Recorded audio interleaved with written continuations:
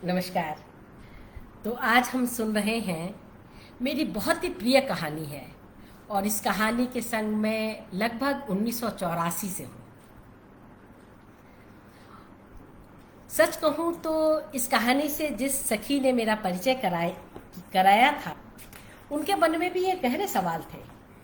और फिर हम दोनों ने ये कहानी पढ़ी और पढ़ कर के लगा कि सचमुच में कितनी स्त्रियों के मन को कितनी गहराई से जानते थे मुक्तिबोध। वो जानते थे कि जरूरी नहीं कि सारे संबंध उस तथाकथित प्रेम के संबंध हो जिसमें साथ रहने की इच्छा देह की इच्छा में भी तब्दील हो जाया करती है।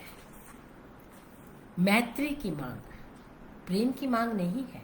कहानी का शीर्षक है मैत्री की मांग। उसी तरह से जैसे किन्हीं भी दो व्यक्तियों में होती है, मैत्री की मांग संबंधों को रिश्तों में नहीं बदलने देती। ये दो व्यक्तियों के बीच में होती है। दो व्यक्ति ही मित्र हो सकते हैं। मुक्तिबोध इस बात को भली भांति जानते थे, चाहे वो पुरुष पुरुष हो, स्त्री पुरुष हो या स्त्री स्त्री हो, कोई भी हो। जब तक कि वो व्यक्ति नहीं होंगे तब तक मित्रता नहीं होगी। उस संबंध को भले ही आप कुछ भी कह लीजिए, और हाथ से छू के उसे रिश्तों का इल्जाम न दो। तो चलिए सुनते हैं इस कहानी को, मैत्री की मांग। मैं आप लोगों को ये बता दूं कि ये कहानी मैंने मुक्तिबोध रचनावली भाग 3 से ली है, जिसका संपादन नेमिचंद्र जैन ने किया।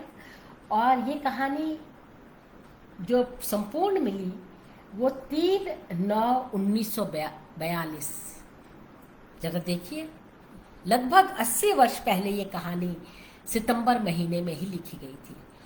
और 11 सितंबर को मुक्तिबोध हमसे जुदा हो गए थे। तो ये मुक्तिबोध को उनकी पुण्यतिथि पर याद भी करना है, एक स्त्री के द्वारा बहुत सारे लोगों के लिए। तो सुनिए। सुशीला ने मोरी पर पड़ा हुआ गीला नीला लुगड़ा, लुगड़ा माने 9 गज की जो महाराष्ट्रीयन साड़ी होती है, वह उठाया और कुएं पर चल दी। 11 बजे की गर्म धूप फैली हुई थी। मैं एक बार फिर से आप लोगों को बता दूं कि मुक्तिबोध भाषा के मामले में उनके जो प्रयोग हैं वो बहुत अलग है। इसमें महाराष्ट्रियन और उस जहाँ पर रह रहे हैं उस जगह के बहुत से अनेक रूप देखने को मिलते हैं। मुक्तिबोध एक बहुत बड़े कवि भी है, और इसीलिए जो हम देखेंगे कि कई बार ऐसे लगेगा जैसे कि वो कोई रूपक बांध रहे हैं, कोई दृश्य दिखा रहे हैं। उस दृश्य को जरूर देखिएगा, क्योंकि उसके भीतर बहुत से अर्थ छिपे हुए हैं। तो मैं कहानी, चूंकि एक ही पंक्ति पढ़ी है, तो मैं फिर से शुरू करती हूँ। सुशीला ने मोरी पर पड़ा हुआ गीला नीला लुगड़ा उठाया और कुएं पर चल दी। 11 बजे की गर्म धूप फैली हुई थी। कोठे की छत बुरी तरह से तप रही थी। उसके अंदर सास रोटियां सेक रही थी, जिसकी गर्म गंध इधर फैल रही थी।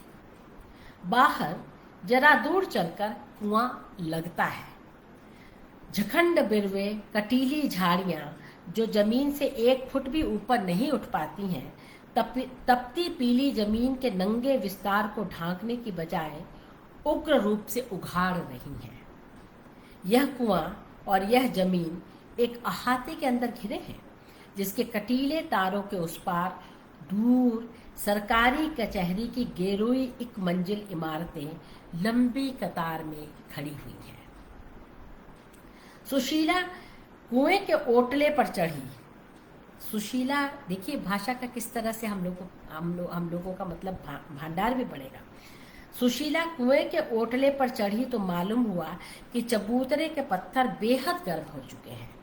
उसने प्रतिदिन की भांति रस्सी कुएं में डाली और दूसरे ही क्षण चौड़ी लकड़ी की गिर्री की कठिन आवाज कुएं की ठंडी सांवली दीवार से बाल्टी की टकराहट की आवाज के साथ मिल गई।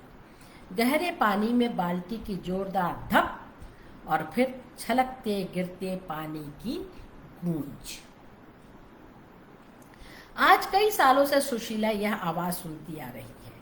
कान के अंतराल में वह ऐसी समा चुकी है कि छूटे नहीं छूटती। दुनिया में, जीवन में इर्द गिर्द कई छोटे बड़े परिवर्तन होते गए। उनके पुराने पड़ोसियों में बहुत सौ ने यह कस्बा नुमा शहर छोड़ दिया। बहुत सौ ने यह कस्बा नुमा शहर छोड़ दिया, रियासत छोड़ दी, प्रांत छोड़ दिया और न मालूम कहाँ कहाँ इधर उधर बिखर गए। नए नए चेहरे और नई नई बातें लेकर कई परिवर्तन आए और चले गए। सुशीला का पहला बच्चा मरा। दूसरा अपने 2 साल के जीवन में अनेक कष्ट देकर स्वयं अनेक कष्टों के बीच से गुजरता हुआ स्वर्गधाम सिधार गया। परंतु संक्रमणशील जीवन में नए और सुदूरगत पुराने दृश्यों में अटूट संबंध और एकता बनाए रखने वाली इस कुएं पर की चौड़ी लकड़ी की गिर्री, यह ऊंचा चबूतरा और पारी निकालने, कपड़े धोने की आवाज सदा से ऐसी ही चली आ रही है। सुशीला ने लुगड़ा वहीं पड़ा रहने दिया। भरी हुई बाल्टी लेकर वह घर की ओर चली। वह आम रास्ता नहीं था, परंतु लोग वहीं से निकलते थे। कभी कभी वहां से ऐसे लोग भी गुजरते थे जो दिखने में गुंडे से मालूम होते थे। सुशीला उनसे आतंकित थी, इसलिए वह ऐसे लोगों को अबूझी दृष्टि से देख अपने काम में लगे रहने का ढोंग ही कर लिया करती। दोपहर के कारण घर का आंगन भयानक तप रहा था। बाहर से अंदर घुसने पर उसे कुछ भी दिखाई नहीं पड़ा। डर लग रहा था कि कहीं ठोकर न लगे, हाथ से बाल्टी छूट जाएगी। सुशीला, देख वह आ गया है क्या? यह सास की आवाज थी, जिसे सुन वह बिना रुके अंदर के कमरे में गई। वहां कोई नहीं था। उसने वहीं से उत्तर दिया, यहां तो कोई नहीं है।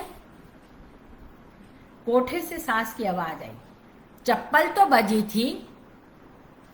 बिना इसका उत्तर दिए ही सुशीला ने कमरे की खिड़की खोल दी और रास्ते की ओर देखने लगी कि वे कहीं आते हुए दिखाई तो नहीं दे रहे। रास्ता भरी तपी घनी धूल से भरा, सूना अवसन्न पड़ा हो। वह शहर के बाहर का रास्ता था, इसलिए इस पर बहुत थोड़े लोग दिखाई देते।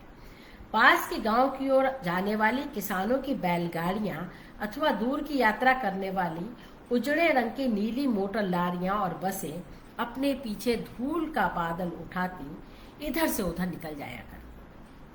परंतु 12 बजे की इस बेसब्र धूप में आदमी का कहीं चिन्ह भी दिखाई नहीं दे रहा था। सुशीला ने आंखें फैलाकर कचहरी की गेरुई इमारतों को देखा। एक निसंग एक स्वरता सब दूर कांप रही थी। आजकल सुशीला को अपना जीवन अलोना अलोना सा लग रहा है। कितनी बड़ी है सुशीला हमारी, जरा जाने तो। वह सुशीला जिसके 2 बच्चे मर गए, ऐसी सुशीला। 19 साल की इकहरी सांवली सुशीला उड़े हुए फीके पड़े रंग की साड़ी पहनती है। सूरज की बेमुरव्वत धूप से उसके चेहरे का गेहुआ रंग संवला गया है। सुबह उठते ही वह काम में जो लग जाती है तो रात के 10 बजे तक इसी तरह। उसके उपरांत वह चुपचाप पति के कमरे में घुसती है, किंतु न जाने क्यों तब उसका हृदय अज्ञात भार से भर जाता है। सुशीला अपने जीवन में प्रसन्न है, परंतु एक बात की जरूर कमी है। चाहती है उसका पति रामराव इंटर पास होता तो अच्छा होता। उसकी अंग्रेजी की प्रैक्टिस अच्छी है, सुशीला के लिए गुप्त गर्व का विषय है। फिर भी जिंदगी के झगड़े टंटे और घर के बखेड़े पति पत्नी पर इतने छा गए हैं कि रामराव की अंग्रेजी का गर्व अब उतना आह्लादकारक नहीं रहा। वह पूर्ति नहीं करता। सुशीला स्वयं कुछ पढ़ लिख लेती है। रामराव ने अपने वैवाहिक जीवन के आरंभिक उल्लास में सुशीला के लिए कुछ पुस्तकें भी खरीदी थी। आज भी छोटे से स्थानीय पुस्तकालय से एक आध पुस्तक घर पर आ जाती है। किंतु सुशीला उसको दूर से देख भर पाती है, छू भी नहीं पाती। आले में वह किताब इस तरह धरी रहती है जैसे मन के कोने में एक मीठा अजाना स्वप्न छिपा रहता है।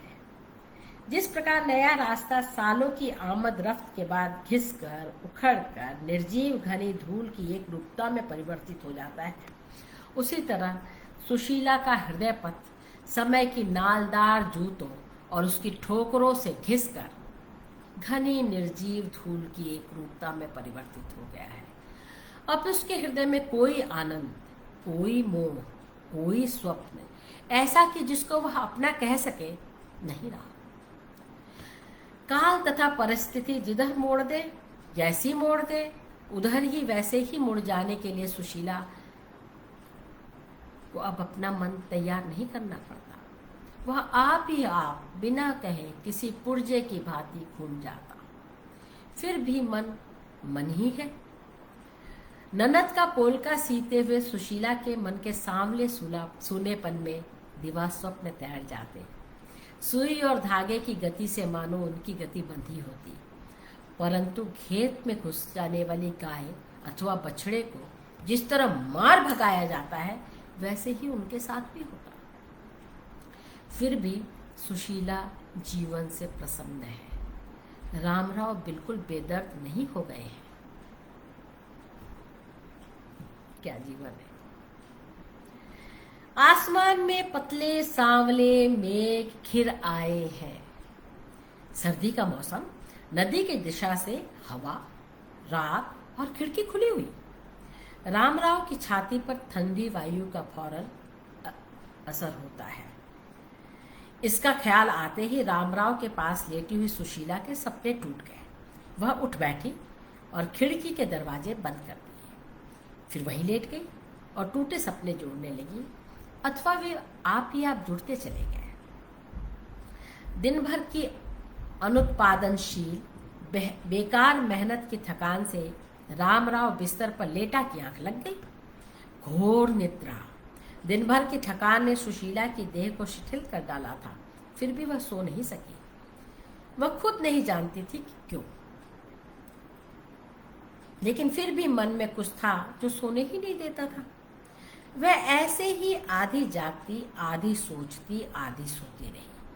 नींद के पाताली अंधियाले में वह डूबने ही वाली थी कि रामराव ने करवट बदली। उसकी आंख खुलते ही सुशीला उठ बैठी। आदत के अनुसार अपने खुले बाल हाथ से संवारते हुए उसने कहा, आज बड़ी जल्दी सो गए, अभी 9 ही तो बजे हैं। रामराव ने अपने दोनों हाथ सिर के ऊपर एक दूसरे से घूरते हुए आलस तोड़ा और चुपचाप पड़ा रहा, और फिर कहने लगा, सपना देख रहा था। सुशीला को सपनों पर बड़ा विश्वास है। उसने रामराव के होठों पर मुस्कान की रेखा देख पूछा, क्या बात है, मुझे सुनाओ।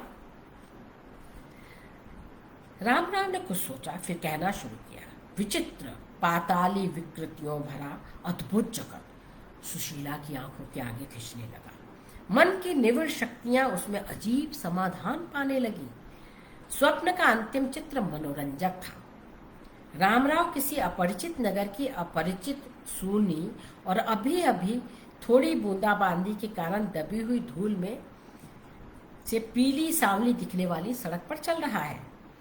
आसमान में मेघों के कटे छटे धुंध के गीले गीले नीले श्यामल वातावरण के धुंधियाले में सड़क ठंडी सूनी किंतु प्रिय मालूम हो रही है। और वह घोर विस्मय की बात यह कि क्या घोर, सुशीला ने पूछा, कि सड़क के तले नोट बिखरे हुए हैं, 10 के, 5 के, कुछ 100 के भी है। एक क्षण में सब ओर नजर दौड़ाकर वह आनंद के विक्षोभ से नीचे झुकता है और उन्हें असावधानी से जेब में रखता चलता है। उसे अपनी सारी फिक्रें याद आती है और उनकी शांति का अवसर वह हाथ से नहीं जाने देता। उसकी आंख खुल जाती है। जागते ही अपने हाथ में नोटों का अनुभव करना चाहता है। उसके स्थान पर सुशीला की उंगलियां मिलती हैं। स्वप्न सुनकर सुशीला खुश हो गई।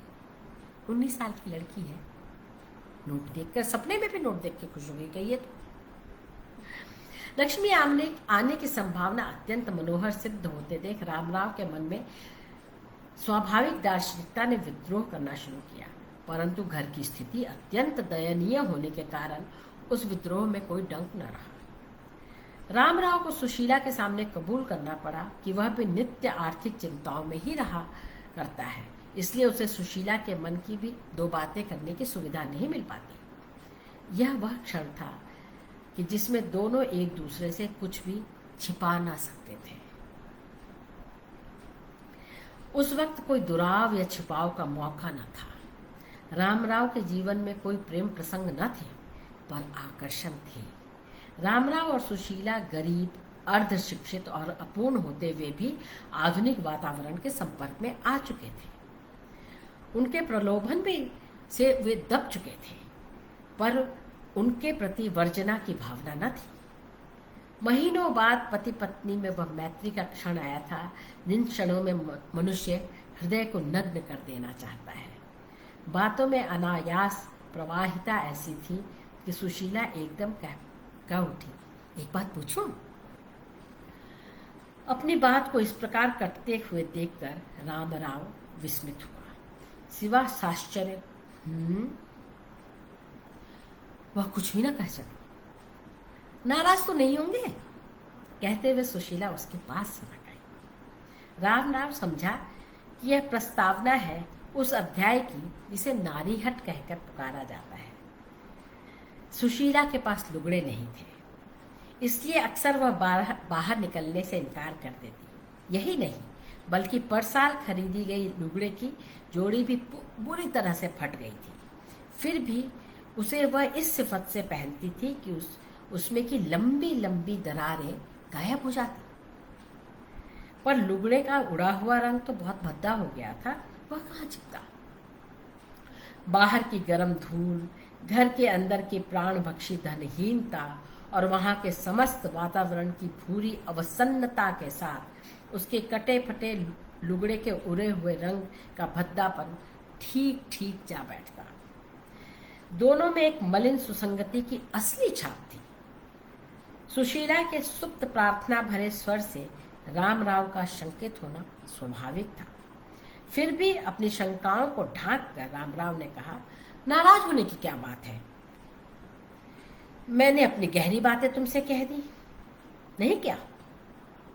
सुशीला का साहस बंधा, परंतु रामराव की विस्मयातुर दृष्टि से सकुचाकर उसने फिर पूछा, तो पूछूं? रामराव को बात गड़बड़ मालूम हुई, पर उसके धीरज पर अभी तक चोट न लगी थी। सामने देशपांडे जी के यहाँ कौन रहने आए हैं? यही तो अपने यहाँ कल आए थे। सुशीला ने हिचकते हुए, हकलाते हुए पूछा। रामराव को आश्चर्य हुआ, इतनी जरा सी बात मालूम नहीं? बहुत भला आदमी है। मुक्त कंठ से प्रशंसा करते हुए उन्होंने कहा। सुशीला को यह वाक्य अच्छा लगा। वे जो सामने के देशपांडे के घर आए हैं ना, अच्छे आदमी मालूम होते हैं। निसंदेह सुशीला के कल्पना प्रिय मन में उस आदमी ने आसपास चक्कर काटा था और मन ने भी उसके आसपास चक्कर काटा था। कारण सुशीला से ना पूछो, वह स्वयं नहीं जानती। पर क्या वह रामराव के मूर्त सजीव आधार और आध्यात्मिक आश्रय को मात्र फूहड़पन में त्यागने का संकल्प कर सकती है? संकल्प क्या, कल्पना भी कर सकती है।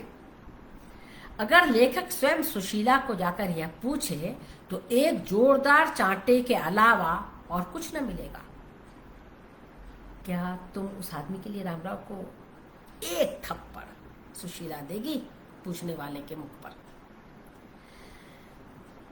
सुशीला को जीवन भर आत्मविश्लेषण का मौका न आया था।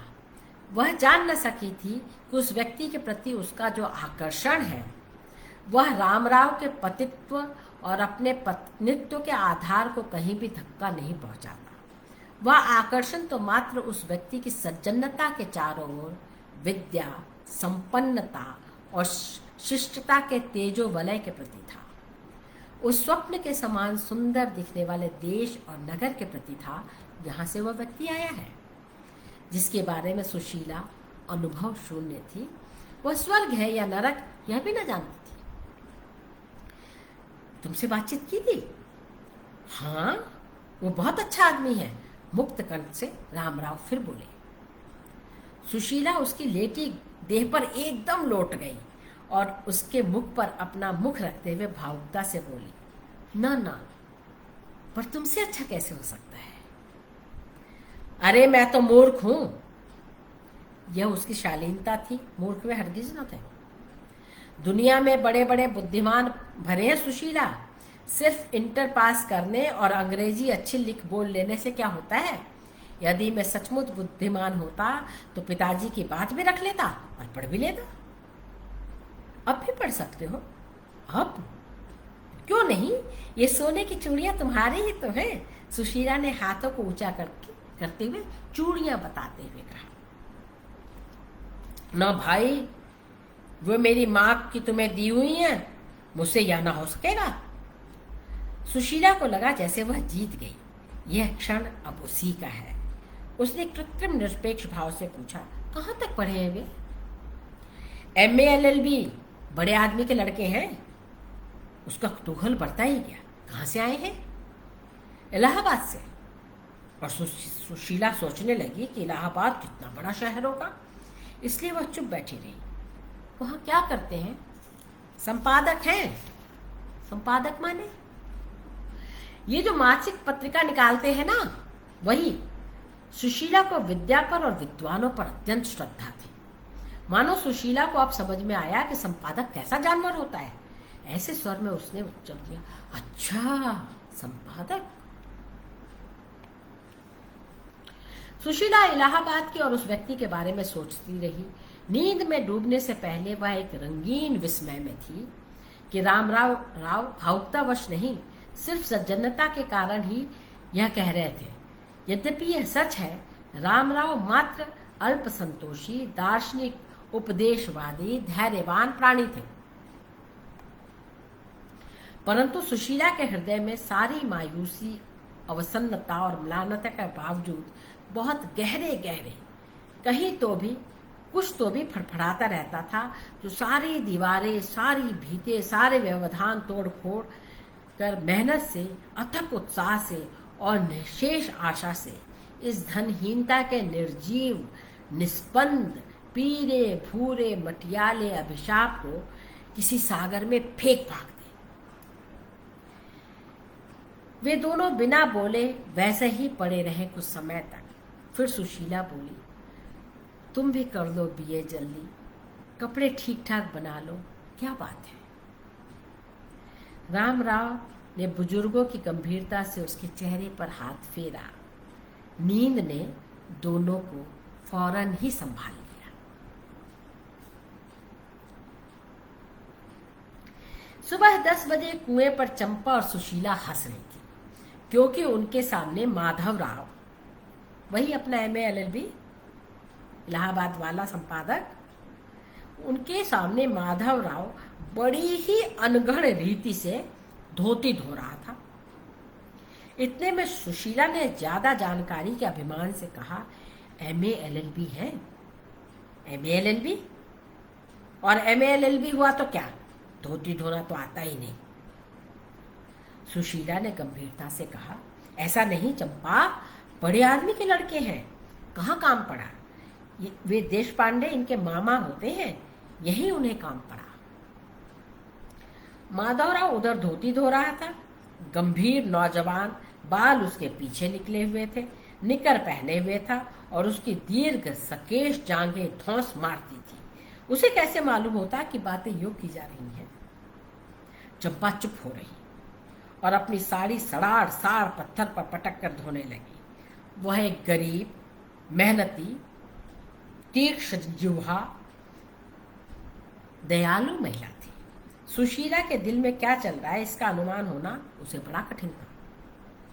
माधवराव ने साबुन लगाए वस्त्रों पर और अधिक पानी वापरने के लिए किर्री पर रस्सी को रखा और बाल्टी कुएं में छोड़ दी। और वह क्या देखता है, दूसरी ओर सामने भी उसी तरह बाल्टी लटकती हुई नीचे उतर रही है और गिर्री के दो खंभों के बीचों बीच, गिर्री के दो खंभों के बीचों बीच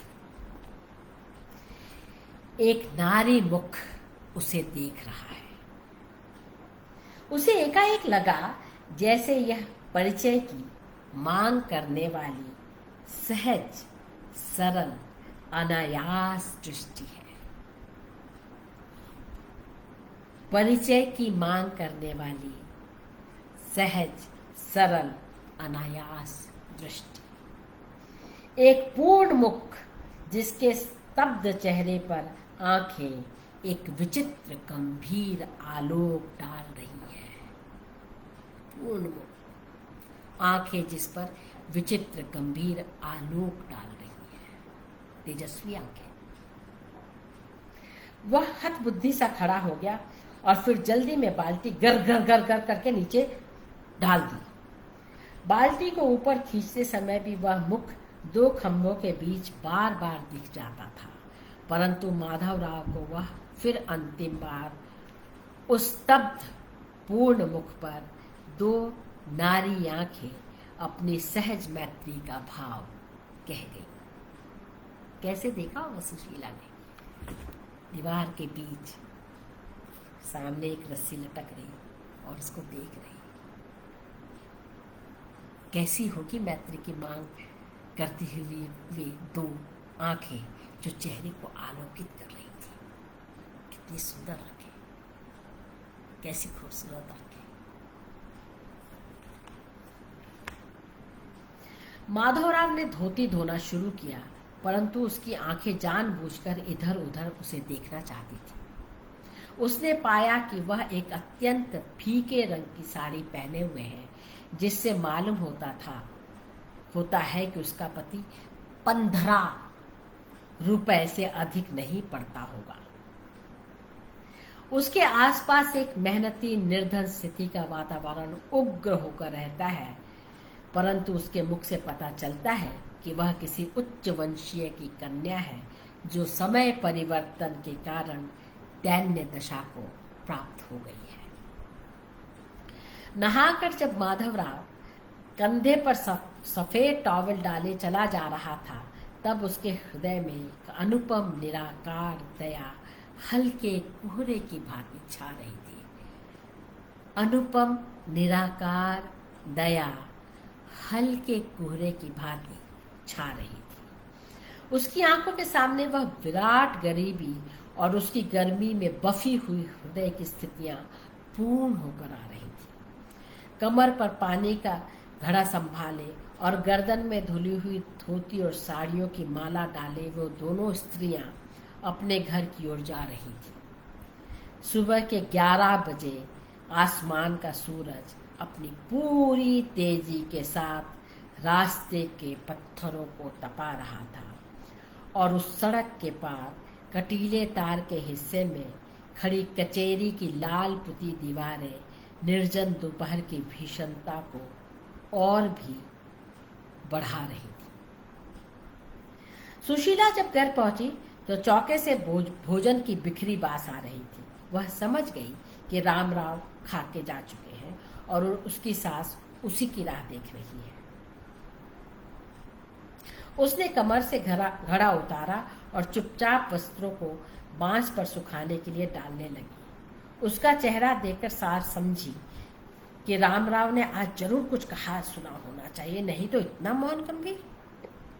भाई किसी आदमी से नहीं रहा जाता, इतनी मौन गंभीर बनी हुई है, आदमी कैसे रह सकता है?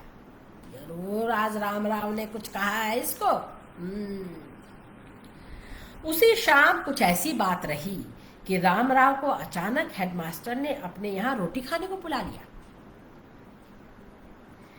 शाम को सास कुछ न खाती थी, एक ही बार भोजन करती थी और सुशीला के लिए सुबह का रखा हुआ काफी था।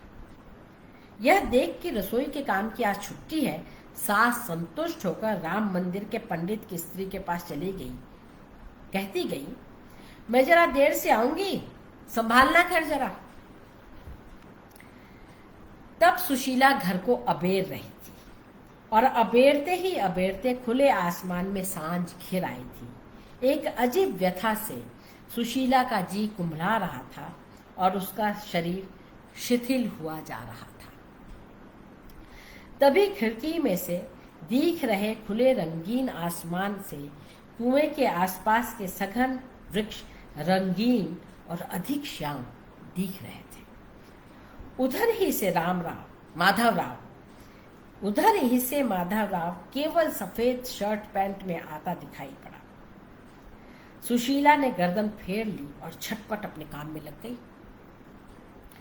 परंतु 5 मिनट बाद जब उसने फिर देखा तो पाया कि वह खिड़की की ओर ही आ रहा है। वह उस कमरे से चल दी और दूसरे कमरे के दरवाजे के छेद से झांकने लगी। उसने देखा कि वह खिड़की तक चला आया है, छेद से झांक रही है, परंतु उसने अंदर न झांकते हुए दूर ही खड़ा रह वह चिल्ला रहा है, देशपांडे साहब। सुशीला लोग भी देशपांडे हैं और माधवराव जिनके घर आया है, जो उनके मामा लगते हैं ना, वो भी देशपांडे हैं। दरवाजे के पीछे वह मानो कील से गड़ी रह गई थी। कील से जैसे उसको ठोक दिया दरवाजे के पीछे। परंतु वह फिर धैर्य करके खिड़की तक आई और कहा, हेडमास्टर साहब के यहाँ गए हैं। कब? आश्चर्य से उस युवक ने कहा, 4 बजे ही। माधवराव को उसके लाल चेहरे की तरफ देखकर लगा कि उसकी शंका ठीक है। उसे मालूम हुआ कि जैसे अनजाने ही वह काफी दूर तक चली आई है। वह स्तब्ध वहीं खड़ा रहा, जैसे वहां से हटना ना चाहता। पूछा, कब तक आएंगे? तब तक सुशीला स्थिर हो गई थी, अपने को समेट लिया था। मुझे मालूम नहीं कहकर चुप हो गई। माधवराव भी कीलित था। जैसे एक कील से गड़ गई थी दरवाजे के पीछे, वैसे ही माधवराव खिड़की के बाहर कीलित था। सोच रहा था कि ऐसी रंगीन शाम घूमने किधर चला जाए। सुशीला ने निरपेक्ष भाव से पूछा, उनसे क्या कहूं, आपका नाम? माधवराव चुप हो रहा, सोचा कि बतला दो कि नहीं, फिर बोला, माधवराव। सुशीला के मन की रोक जैसे ढह गई थी। आप इलाहाबाद रहते हैं? माधवराव कुतूहलवश आनंद से बोला, हाँ। बहुत बड़ा शहर होगा? बहुत बड़ा जी, कहकर माधवराव हंस पड़ा। सुशीला जैसे नदी के समान बेरोक होकर पूछने लगी, तो आप वहीं रहते हैं? जी। तब तक सुशीला घर के अंदर खिड़की में और माधवराव घर के बाहर खिड़की में खड़े हो गए। सांझ आकाश में खिल रही थी। वहां कब वापस जाएंगे? 5 दिन बाद। यह सुनकर सुशीला स्तब्ध हो गई। माधवराव ने पूछा, क्यों? कुछ नहीं, मुझे एक फ्लावर पॉट चाहिए था। बहुत दिनों से इसकी खास जरूरत आ पड़ी है। इस समय घर में अड़चन है, नहीं तो मैं खुद इंदौर जाकर ले आती। वहां मेरे मामा रहते हैं, मुझे बहुत प्यार करते हैं, बीए पास है और बहुत ही अच्छे आदमी है मेरे मामा, बीए पास है। वहां लता रश्मि बड़े घर में दी गई है और मेरे मामा का भी घर बहुत बड़ा है इंदौर में। इंदौर भी बड़ा शहर है। माधवराव जोर से हंसना चाहता था, पर शायद उसे बुरा लगे, इसलिए मुस्कुरा दिया। सोचने लगा, कितना बचपन से भरा इसका मन है। वह कहती चली, वैसे मैं इंदौर हो आती, मुझे किसी प्रकार की कमी नहीं है, लेकिन बड़े बड़े शहर देखने की इच्छा है। इलाहाबाद का क्या लगता है? बहुत थोड़ा। तो ठीक है। अच्छा, तो मैं उनसे क्या कह दूं? पास के माधवराव आए थे, बस। माधवराव ने मजाक करते हुए पूछा, मैंने सुना है स्त्रियां बहुत पातुनी होती है। सुशीला तड़ाक से बोली, और मैंने कादम्बरी में पढ़ा है पुरुष बेरहम होते हैं। माधवराव झेपते हुए बोला, मैं तो नहीं हूं। सुशीला क्षण भर के लिए चुप रह गई और उसकी तरफ देखा कि माधवराव की आंखें कुछ कह रही हैं। उसने गर्दन नीचे डाल दी और हृदय में अनुभव किया कि मीठे आंसू के 100 फुहारे फूटना चाहते हैं। माधवराव ने अपना हाथ खिड़की में डाल दिया, परंतु सुशीला ने पीठ कर ली और अंदर चली गई। तब सांझ बिल्कुल बुझ चुकी थी। खिड़की के बाहर खड़े माधवराव ने देखा कि घर के सूने अंधेरे में सुशीला की आकृति खो गई है। माधवराव को यह आशा कदापि न थी। कई सुंदर, सुकुमार और शिक्षित नवयुवतियों को उसने देखा है, परंतु सुशीला तो गजब कर गई। यह भी कोई बात है कि पहले ही मौके पर इतना कह दिया जाए? पहले झेप, फिर लज्जा, फिर संकोच और फिर बातचीत। रोमांस का विकास कुछ इसी तरह होता है। फिर भी माधवराव आश्चर्य न कर सका। सुशीला की आंखों में ऐसा कुछ न था जिसका लज्जा लावण्य से कोई संबंध हो। फिर भी उसमें एक स्तब्ध मांग थी, एक बूझ थी कि तुम कौन हो जो यहाँ तक चले आए हो इलाहाबाद से। माधवराव एक दूर स्थित प्रांत से आया था कि सुशीला की आंखों में कल्पनाएं ही कल्पनाएं छा जाती थी। रात को सुशीला रामराव के पास जब माधवराव के बारे में अधिक बात करना चाहने लगी तो उसके पति को ताव आ गया। इसलिए नहीं कि माधवराव के बारे में वो संशयालु है, परंतु स्त्री के मुंह से किसी की इतनी अधिक तारीफ अपनी शान के खिलाफ समझी जाती है। सुशीला समझी कि रामराव उसे माधवराव से बात करने को मना कर रहा है, जो कि समाज मर्यादा अनुकूल भी है और पति का कर्तव्य भी। इसलिए बिना विरोध किए वह आंख खोले लेटी ही रही। उसे बहुत देर तक नींद नहीं आई। रामराव सोने को होता तो खेल करके उसे जगा देती, फिर डांट खाती और चुपचाप पड़ी रहती। आध घंटे बाद जब 12 का गजर हुआ तो उसने जबरदस्ती मीठी नींद में सोए रामराव को सारी ताकत लगाकर उठा दिया। मुंह फुलाकर कहा, उठ जाओ, हमें नींद नहीं आ रही। रामराव ने झल्लाते हुए कहा, मुझे बहुत गहरी आ रही है। सुशीला ने अड़कर कहा, हमें माँ के पास पहुंचा दो। पागल हो गई है? पर रामराव ने देखा कि वह रो रही है। वह और भी चिढ़ गया। अरे यार, बड़ी आफत है, कहकर रामराव धड़ाम से बिस्तर पर गिर गया और सो गया। सुशीला के सामने केवल निरपेक्ष निर्वैयक्तिक अंधकार छा रहा था। सुबह उठकर ही सुशीला ने रामराव से कहा, 2 साल हो गए, माँ को नहीं देखा। वह अब बूढ़ी हो गई है, मरविर जाएगी। फिर बात कौन जाता है? मुझे वहां पहुंचा दो, मैं कितना जाना चाहती हूँ। और वह जिद पकड़ गई। दिन भर खाना नहीं खाया और उदास बैठी रही। तब रामराव समझा कि बात जरा गंभीर है, इसलिए सांसारिक ज्ञान की जिम्मेदार भव्यता अपने गाल की हड्डी निकले हुए खट्टेदार मुख पर लाकर कहा, इसी साल गेहूं 4 महीने के खरीद लिए हैं और घासलेट पीपे के रुपए अभी धरे बाकी हैं। दूसरे वहां तक के लिए तो सिर्फ जाने में 4 लगेंगे और 4 लौटना, 1 हाथ खर्च, इस तरह 10। इससे तो तुम्हें एक साड़ी आ सकती है जो 2 साल तक आराम से चलेगी और कुछ तुम भी कुछ ठीक लगोगी। अच्छा कहती हो तो दिवाली पर चलेंगे, तब तक कुछ ट्यूशन भी जमा हो जाएगी। दिवाली के सिर्फ 4 महीने बचे हैं, बस दिवाली तक रुक जाओ। सुशीला का हृदय सुनते सुनते फटा जा रहा था। उसने उंगलियों पर गिनकर देखा तो दिवाली 5.5 माह के भी ऊपर निकली। 4 दिन हो गए, सुशीला दिखी नहीं। माधवराव रामराव के घर भी गया, परंतु बैठक तक उसकी छाया भी नहीं आई। वह आश्चर्य करता हुआ सोच रहा था कि ऐसी क्या बात हो गई होगी। रामराव संशय, रोक, डांट या मुझे भटकाना चाहती है। परंतु एक दिन सुबह ही वह कुएं पर जाती दिखलाई थी। यह मौका रामराव भला कैसे चूक सकता था। पैर बढ़ाता हुआ वो वहां पहुंचा। उसने देखा वह म्लान गंभीर है। सिर के काले केश ढीले होने से हवा के कारण गालों पर मंडरा रहे हैं। उसके प्रथम दर्शन का वह स्तब्ध पूर्ण मुख किसी अभिव्यक्ति से आप्लावित होकर रक्तिम हो गया है। उसे बात समझ में नहीं आई, इसलिए वह और भी सुंदर मालूम हुई। उसने दूर से ही हल्की मीठी आवाज में कहा, सुशीला। सुशीला चौंकी नहीं। उसने माधवराव को दूर ही से आते देख लिया था।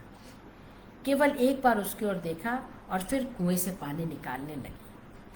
प्रात वायु की पुलक माधवराव के सर्वांग में छा रही थी। आसमान ताजे प्रकाश से विहसित था।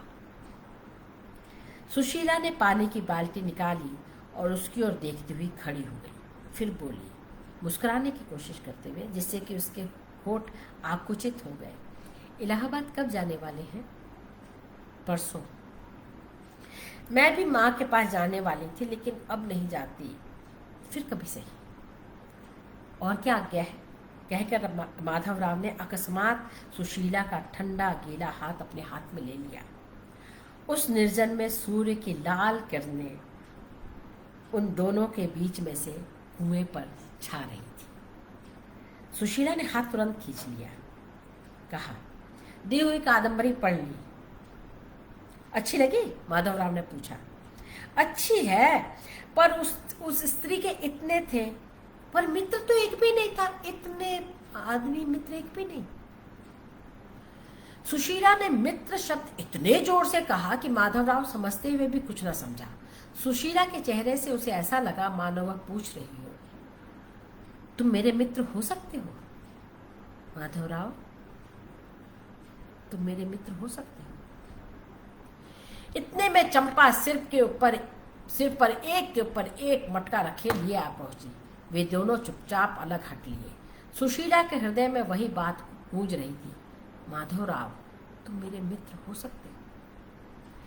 परंतु तीक्ष्ण जिह्व चंपा की ओर सबसे अधिक माधवराव का ध्यान था। वह स्थिति को बचा लेना चाहता था। उसका पिघला हुआ हृदय सहसा बर्फ हो गया। नीची गर्दन किए हुए सोचता हुआ आगे चलने लगा। चंपा का चेहरा उग्र हो गया, परंतु सुशीला ने परवाह नहीं की। उससे भी अधिक अपना चेहरा कठोर बनाकर कहीं वह चली गई। रामराव ने सिर्फ इतना कहा कि माधवराव से इतना अधिक बोलना जन लज्जा के कुछ प्रतिकूल है कि सुशीला का मुंह एकदम फूल गया।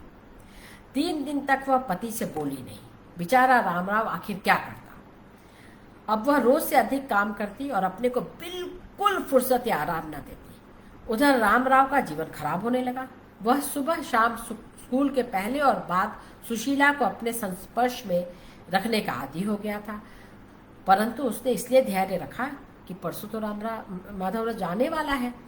फिर भी उसके दिमाग पर अस्थिर बेचैनी बनी रहती। उसने भी प्रतिक्रिया स्वरूप सुशीला से बोलना छोड़ दिया। इस प्रकार ये 2 ग्रह अपने अलग अलग वृत्त पथों पर घूमते, सिवा कुछ क्षणों के, जबकि दोनों के पथ कुछ दूर तक पास आ जाते, दूर ही रहते और उसके बाद भी एक दूसरे से कतरा कर निकल जाते। सुदूरतम श्याम में ये दोनों ग्रह अपनी अपनी ज्योति में ढक निकल जाते। सुशीला ने सुबह से शाम तक का कार्यक्रम निश्चित कर लिया और एकाग्र होकर इसी तरह दिन और सुबह तय करती। सुबह सबसे पहले उठती, शाम को सबसे बाद थकी मांदी बिस्तर पर पीठ टेकती। कुएं पर उषा का लाल विभास उसी तरह फैल जाता। स्त्रियों पर स्त्रियां आती। प्रतिदिन के अनुसार बाल्टियों और घड़ों की खड़खड़ाहट वातावरण में गूंजती रहती। नीम के पेड़ की निरपेक्ष हिलडोलमयी सरसर उसी तरह झूमती रहती। दोपहर 11 बजे से शुरू होती।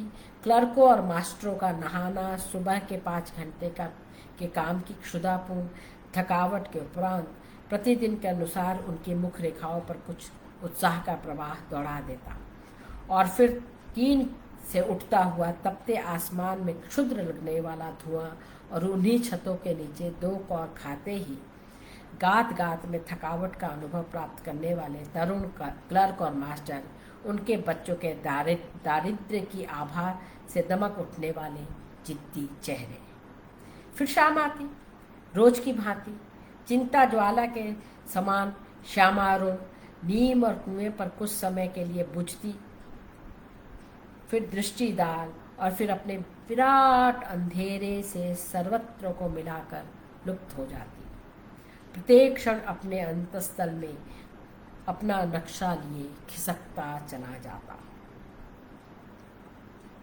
दिवसानुदिवस सुशीला को मालूम हुआ कि माधवराव का विचार बदल गया है। अब वह कल न जाके 15 दिन बाद जाएगा। उसने खेद में आश्चर्य से गर्दन हिलाकर कहा, पुरुष कैसे होते हैं, अपना वचन भी नहीं रखते। सुशीला ने उस समय कुएं पर जाना छोड़ दिया जबकि माधवराव आता था। जो माधवराव के फुर्सत के समय थे तब तक सुशीला जानबूझकर काम में अधिक व्यस्त हो जाती। घर के बाहर तपती सुनहली जमीन पर माधवराव की छाया घूमती हुई सुशीला को दिखाई देती।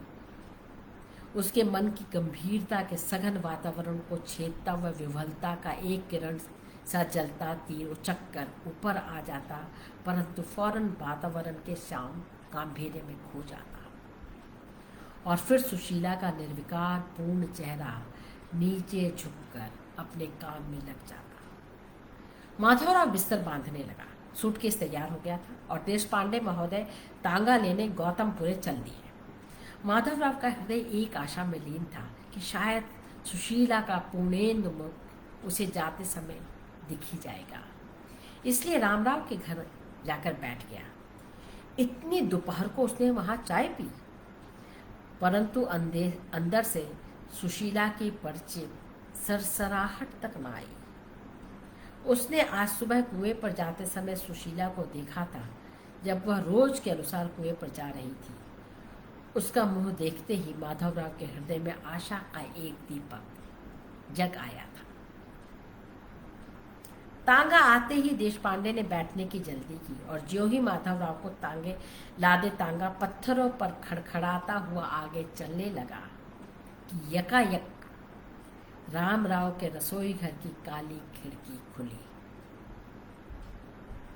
और वही स्तब्ध पूर्ण मुख, आंखों में न्याय मैत्री की मांग करने वाला करुण दुर्दम चेहरा, वही स्तब्ध मूर्त भाव।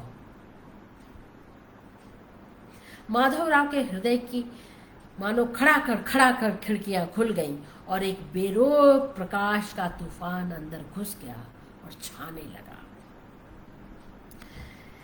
तांगा लुप्त हो गया 1 मिनट बाद ही, परंतु तपते सूर्य के नीचे अवसन्न व्याकुल सड़क पर GNIT की लाल बस धूल उड़ाती हुई चल दी। सड़क के किनारे पीपल वृक्ष सूने में ही उन यात्रियों को अपनी मूर्ख बृहद शाखाएं डुलाकर विदा का नमस्कार कर रहा था। पूर्ण स्तब्ध मुख उन सबको देख रहा था, उजास भर रहा था। सचमुच में क्या स्त्रियां मैत्री की मांग नहीं करती? पुरुष या समाज, हमारे आसपास के लोग एक सीधी साधी 2 व्यक्तियों के मैत्री की मांग को किस दृष्टि से देखते हैं, और वह पुरुष भी पहले किस दृष्टि से देखता है? क्या तुम मेरे मित्र नहीं हो सकते? कितनी सहज, कितनी मानवीय मांग है। मित्र जिससे दिल की बात कह सके, जिससे कुछ भी अनबन, इलाहाबाद कैसा है, आप क्या करते हैं, इस तरह की बातें करके कुछ जान सके, कुछ कह सके। ऐसी मैत्री, हाथ से छू के उसे रिश्तों का इल्जाम न दो। ऐसी मैत्री, जैसे एक रास्ते पर दोनों बातें करते हुए चले जा रहे हो, चले जा रहे हो, चले जा रहे हो, कुछ ऐसी मैत्री। यही तो है मैत्री की मांग।